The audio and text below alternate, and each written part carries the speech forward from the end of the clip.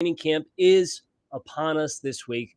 So let's get our minds right. Let's talk a little bit about what we've got to look forward to this week and the frame of mind we should carry throughout camp. You are Locked On Dolphins, your daily Miami Dolphins podcast, part of the Locked On Podcast Network, your team every day.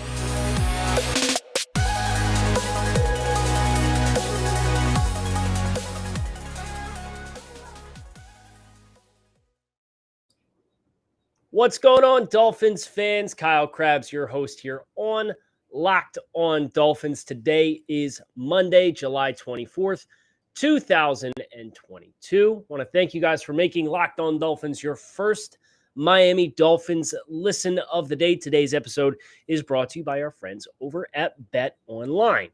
BetOnline has you covered this season with more props, odds, and lines than ever before. BetOnline, where the game starts. So, it's training camp week here, Locked On Dolphins. Veterans report on Tuesday, July 26th. So tomorrow.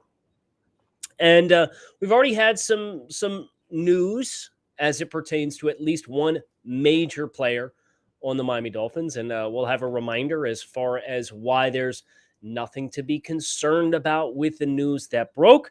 We also have news about a former Miami Dolphins draft selection who is setting sail and moving on to the next chapter of his career, and a big change. And I think that's where I'd like to start, and a tip of the cap to Malcolm Perry, the former Navy option quarterback, Dolphins 7th-round pick, played for Miami, played for New England after he was cut in the roster cut-down process last year, retiring to fulfill his commitments to the Naval Service. So cheers to Malcolm for getting drafted, fulfilling that lifelong dream, and for the service that is yet to come. Really, really cool story. But I remember the initial reaction that I had in the offseason last year when the Dolphins cut Malcolm Perry. And I thought that was a good reminder for as we get into this chapter of the Dolphins calendar to just kind of revisit the contextual frame of minds that you carry into the player evaluation process and the team building process, right? Because I was hoping Malcolm Perry was going to make the team. And I was disappointed when Malcolm Perry ultimately got cut from the team and then plucked by the Patriots. It's, of course, the Patriots going to go pick up another piece of Dolphins player off the Dolphins cut heap and get that player in and download as much information as they can for the week one matchup with an unknown new offense. And sure enough, that's exactly what the Patriots did. But there's different levels of liking players like Kirk Merritt, right? Like Kirk Merritt, this was a Kirk Merritt fan podcast for the entire time he was a member of the Miami Dolphins. But liking Kirk also came with the understanding, and liking guys like Malcolm also comes with the understanding that their ability to impact your roster, at least in the here and now, is somewhat marginal. Right? They're guys who probably aren't really steeply going to move the needle for you in that upcoming season. And I wanted to take that opportunity, that thought process of guys that I really like and I am actively hoping make the roster. But guys that I know the likelihood of them, even if they do make the roster and ending up being like impactful players for Miami, is pretty slim. Because there's a couple of guys on this list that I certainly think qualify for that distinguishment. I look in the secondary, and one of the guys that I was pulling for last year, who was a UDFA, who actually did make the roster, Trill Williams, and Elijah Campbell, who was a player who I was surprised to see the Dolphins claim off waiver wires from the Jets. It's like, well, the Jets, I mean, they're pretty barren in the secondary. Why are the Dolphins picking a guy like that up off the waiver wire? Well, it turns out he's a potential special teams demon, this Elijah Campbell. So Trill Williams and Elijah Campbell are two players who I understand coming into the offseason that are coming out of the offseason, I should say, are probably not going to be high impact players for the Miami Dolphins, but nevertheless, they are players that we are hoping for to make the roster because they're guys that I find myself pulling for, and I think there's a lot of potential and developmental long-term upside there. I would also put Skylar Thompson in this bucket. Skylar Thompson is a player who plays this free-wielding, fearless brand of football that's very easy to enjoy and appreciate. Now, he'd be the third quarterback on the roster, and I don't think there's any question, if Skylar Thompson plays football for you for any snaps at all, effectively, something went terribly wrong with your season. But nevertheless, he's a player who I want to see get the opportunity to stay here in Miami and be a player who has developed a little bit. But that doesn't happen if a player gets cut and somebody else likes his potential and you try and stash him on the practice squad. And then lo and behold, he gets claimed and somebody else puts him as their QB2 or their QB3 on their roster instead because you had a numbers game with depth elsewhere and that player doesn't make it onto your roster. I hope we don't find ourselves in that situation with Skylar Thompson. If I were to identify one more player that I understand probably is not going to be an impactful member of the 2022 Miami Dolphins, but I'm actively hoping to see get the opportunity to stick on the roster so that the Dolphins can see it through. It's a tough call, but probably Zaquandre White, the UDFA back out of South Carolina. He's a really fun player. He's got some electric skills at his disposal. He would be a player if we got to the end of cut downs and he makes a splash in preseason, kind of like in the same light as Reed Sinnett, right? Like I'd be disappointed to see him go. Understanding full well the scope of the Dolphins this year. There's a difference between being devastated at players leaving because you think it's going to make the team worse and being disappointed that a player didn't make the active roster because you want to cheer for him as a person or you think there's developmental upside and think he plays a fun style of football, right? Because every football player, it's just art. It's an opportunity artistically to play the game with your brand and your style and put your twist on it. And sometimes you just really are encaptured by a player and how they play the game in that regard. So those would be some of the players that I would point to. Elijah Campbell, Trill Williams, once again, Skylar Thompson, Zaquandre White, a couple of players that could get the Malcolm Perry treatment for the Dolphins and not make the roster, get plucked and go somewhere else, and I'd be disheartened to see that materialize the way that it did for Malcolm Perry. But cheers to Malcolm Perry for making it to the NFL and living out that dream of his. BetOnline.net is the fastest and easiest way to check in on all your betting needs. Find all your favorite sports and events, the number one source for odds, lines, and games. Find reviews of every league, including Major League Baseball, NFL, MLB, NHL, combat sports, esports, even golf. BetOnline continues to be the top resource for all your sports wagering information. So head to BetOnline today or use your mobile device to learn more about the action. BetOnline, where the game starts. So the next thing that I knew I wanted to tackle today on the show was the news regarding Byron Jones. Byron Jones was earlier in the past few days placed on the PUP list, the physically unable to perform list. And I just want to remind Dolphins fans that now is not the time for fear as it pertains to the PUP. This is pretty standard operating procedure for any player who has any kind of lingering surgery recovery or ailment that they need just a little bit more time. They're not going to be ready to go right at the jump. So the PUP list is a designation that you can transition that player off of at any point. Now, if you are a player at the beginning of the actual season, not training camp, but the actual season, who is on the PUP list, you are ineligible to play for the first 6 games of the season. So that's an important distinguishment. Byron Jones on the PUP now, all good. We're chilling. Byron Jones on the PUP on September 11th is something that we're going to have to be mentally prepared for Noah Igbenogany or someone else to take that cornerback spot and run with it. Now, that's a very different place to be than where we are at right now.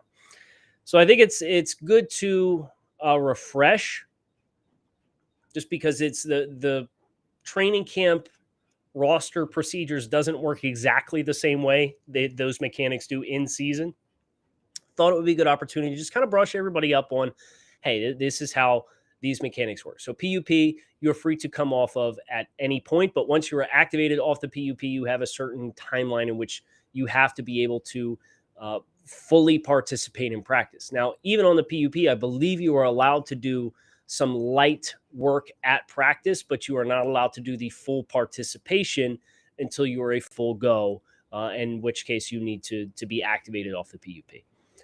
Players who are placed on the PUP at the beginning of the regular season are boxed out of playing for the first 6 games of the regular season. Injured reserve. If a player is placed on injured reserve during the offseason roster, that player is not eligible to return for the entirety of the season. But after roster cut downs to an active 53-man roster, and remember, it is a 53-man roster with practice squad elevations. They do have expanded game day rosters, but you still have to cut the 53. After the 53-man roster cut down, if you go on injured reserve, you are eligible to return after a handful of games. That's what we saw with Raekwon Davis when he injured his knee last year against the Patriots in week 1. He missed the corresponding 3 weeks after that. He effectively missed the first month of the season and then was able to return. So different mechanics for different roster tools at your disposal to help you manage and make sure you have a full participation slate in training camp. So right now you want to use the PUP. You don't want to use the PUP during the regular season or at the start of the regular season unless you know that player is going to be out for at least a month and a half. You cannot use injured reserve right now unless you plan on kissing that player's entire season goodbye right off the jump. So just being mindful of those things. I know people will see the news headline, Dolphins place Byron Jones on physically unable to perform. It's like, oh, Lord, he's not healthy. Here we go. Some of these teams have like a quarter of their starters, a third of their starters on the PUP based off of offseason surgeries. And remember, Byron Jones in the offseason had the lower leg procedure done to help him recover from whatever the Achilles injury was or ankle injury or whatever it was. That's kind of been lingering for him that he was able to play through last season. He had that procedure in the offseason. So it should not be a surprise to anybody that Byron Jones needs a little extra window to make sure he is fully geared up and ready to go for the start of training camp. Now, I want to get into training camp evaluation and my mindset going through training camp evaluation. Of course, about a week from now, I will be down in camp for a week. So I'm very much looking forward to getting the chance to see a lot of this for myself.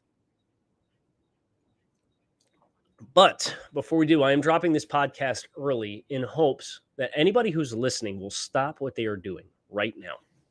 And they will go to Chris Sims's Twitter and make sure you maximize the Dolphins fan base's opportunity to vote on the head coach quarterback battle royale that is currently taking place. And the reason why is because the Dolphins are in the finals of the which head coach quarterback combo would win an all-out brawl. And they're facing that team up north from Northern New York. The 2 seed, by the way. Dolphins already beat the 1 seed in Vrabel and Tannehill. They're facing the 2 seed in the finals. There are 24,000 votes as of this recording time, which is 8 p.m. on Sunday evening. 24,000 votes. The Dolphins have 55% of the votes. They lead by 5 percentage points against Josh Allen and Sean McDermott. But here's the thing. Bills fans are convinced that we've hired bots to do voting. And the ease of joke at the expense of Tua Tagovailoa for a lot of casual fan bases who are not involved in this has seen this vote swing towards Buffalo. So you as a listener to this podcast, my official challenge to you is to make sure that you vote. There's 12 hours left. This poll closes at 8 a.m. tomorrow morning. So I'm dropping the podcast at like midnight. So we'll have 8 hours for anybody who listens to the pod. Here's looking at you, our overseas fans. Vote. Let's get this thing done. It would be really cool to see the Dolphins somehow manage to pull this thing out and get themselves a little salt in the wound for Chris Sims and the Dolphins vitriol that they've been receiving courtesy of Chris Sims throughout the course of the past year or so. So that would be really fun. Listen, guys, you got to level with me. We've all been in a situation at some point in our lives where we're a little tight on cash, right? Maybe you can only afford a few gallons of gas in your car. You're going to save the date and you're going to buy another wedding gift. I'm at that point in my life where I get probably 5 per year. I'm hoping that we're getting close to the end of that chapter. If you're living paycheck to paycheck or struggling to make ends meet, it can be really stressful when unexpenses come up. Now, Dave can help you get out of a pinch when you really need it. Dave is the banking app that can help you get up to $500 instantly in extra cash. That's more money to fill your tank, buy a wedding gift, catch up on bills. You can finally tackle those expenses that have been stressing you out without any hangups. There's no interest or credit check that's needed. Millions of people have already downloaded the Dave app to get the financial relief that they need with extra cash. So if you're in a pinch and you need a little extra help, download Dave and think of it as a helping hand from future you. Download the Dave app from the App Store right now. That's DAVE. Sign up for extra cash account and get up to $500 instantly. For terms and conditions, go to dave.com/legal. Instant transfer fees apply. Banking provided by Evolve. Member FDIC. Future you. Well, thank you. So the last thing that I did want to touch on here, and it's just briefly, but I do think it's good for me to share with all of you how I approach training camp. And everybody has the right to approach training camp and process training camp with their own respective point of view, their own respective sense of urgency, their own perspective sense of importance. But for me, training camp is for the vast majority of players on an off-season roster. Margins. Guys are already in buckets. You already kind of know what to expect. You have a general expectation for players. And sometimes players come way short of those bucketed expectations. This guy's a fringe starter on the roster. This guy's a fringe impact player. This guy's a fringe rosterable talent. Who are the other guys that go in that bucket? And then you do the math and you suss it out and you figure out who exactly ends up getting the opportunities, who earns the opportunities based on the talent that is available to you at that given point in the offseason. So I will not be concerned with a report of a bad practice from Teron Armstead. I will not be concerned if Tyreek Hill drops 3 balls during a day of practice at training camp. I will not be concerned if Emmanuel Agba gets stonewalled and doesn't have a pressure all day. I will not be concerned if Javon Holland gambles aggressively during team drills and gives up a big play vertically. You know the sample size of these players, even the rookies, the sample size of 1,000 snaps or 800 snaps or 600 snaps versus training camp, which so much of that is install. It is the time to try new things.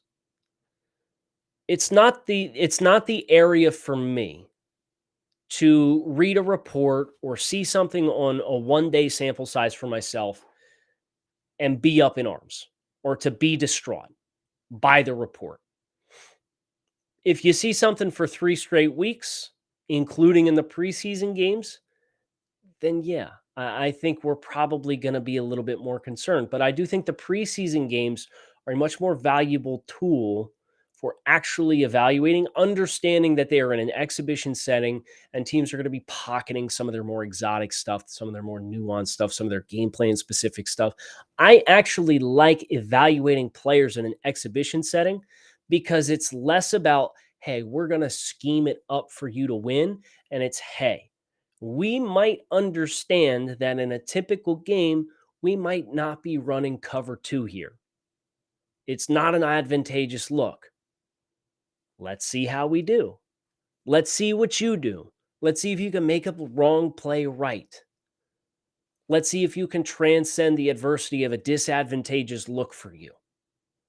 I think those evaluation opportunities, especially in a live setting, are very valuable. Now, the joint practices, it's a little bit of a different environment, right? Because you are popping, you are going against another team. There is a little bit more of a competitive nature that's involved.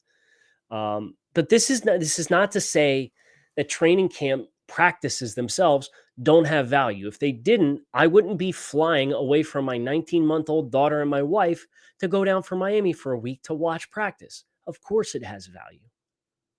But it's more so for me about the margins.